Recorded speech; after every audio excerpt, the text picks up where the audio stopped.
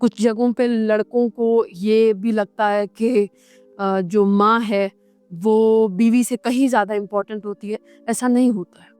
ماں کے لیے آپ کے ابا ہیں، ان کے پارٹنر. آپ کی بیوی کے لیے اس دنیا میں آپ کے علاوہ دوسرا کوئی شخص نہیں ہوتا ہے.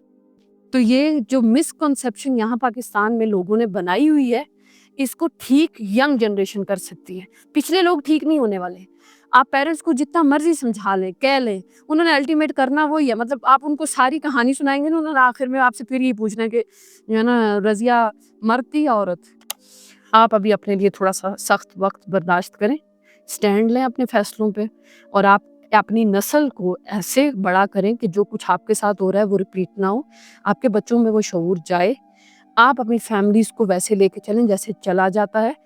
ساری چیزوں کو پلان کر کے ایز پر دین، کہ میرا اسلام کیا کہتا ہے. کیا میرا اسلام میری بیوی کو یہ حقوق دینے کا کہتا ہے؟ یہ دینے، کچھ بھی ہو جائے دینے، یہ میری بیوی کا رائٹ ہے. یہ ماں باپ کے رائٹ ہیں، یہ میں نے دینے، یہ ان کے رائٹس ہیں، یہ میرے بچوں کے رائٹس ہیں.